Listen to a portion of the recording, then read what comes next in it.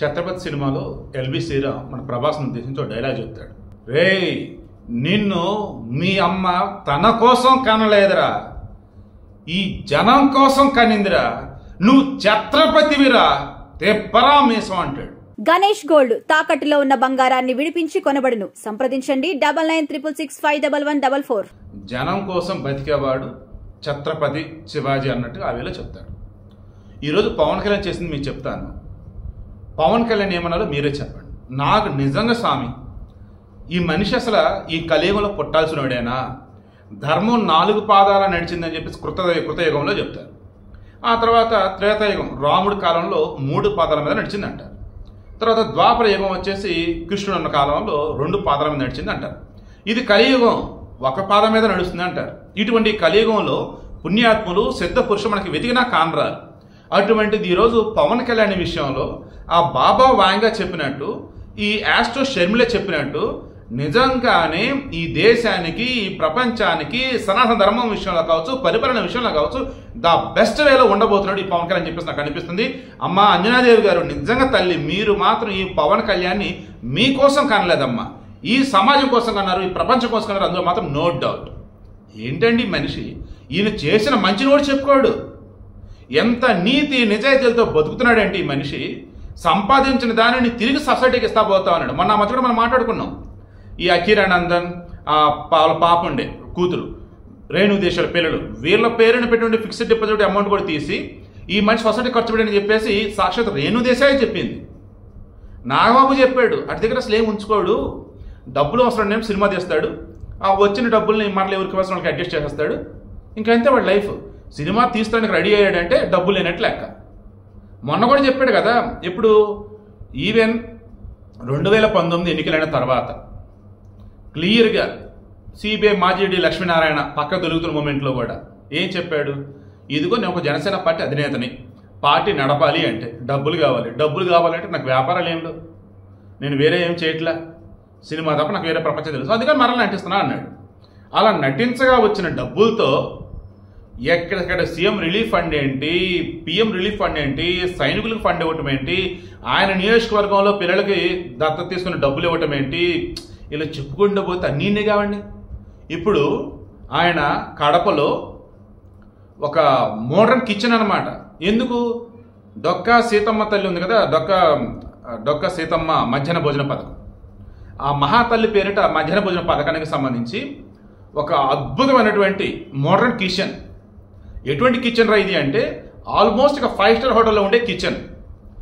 ఏమేమి మెటీరియల్ వాడుతున్నారు అండ్ వచ్చేసి అవి ఎంత వాడుతున్నారు అండ్ ఎక్కడెక్కడ సప్లై కావాలా అండ్ ఏమేమి వచ్చినాయి అంటే, ఇలా చెప్పాలంటే అకౌంటబిలిటీ, జవాబుదారీతనం అంటాం చూసారు, అలా ఒక సెంట్రలైజ్డ్ కిచెన్ అండి.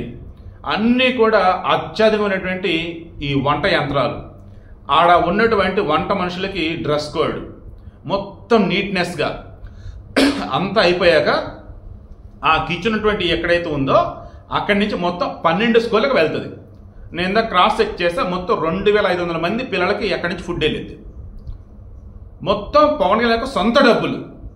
అయితే కడప జిల్లా కలెక్టర్ శ్రీధర్ అనుకుంటా, ఆయన చెప్తున్నారు ఏమనంటే, ఆయన 1 year బ్యాక్ కడపకు వచ్చున్నాడు, అప్పుడు ఆయనకి సలహా చెప్పున్నాను, పిల్లలకి వర్షాలు పడుతూ ఉండటం కావచ్చు, లేదన్నప్పుడు ఇంక వేరే వేరే ఇష్యూస్ వల్ల కావచ్చు, సరైనటువంటి వేలో వాళ్ళకి మధ్యాహ్న భోజన పథకం అనేది అందటం లేదు. అందుతుంది శుచిగా, శుభ్రంగా, క్వాలిటీగా, లైక్ అలా ఉండటం లేదు సార్.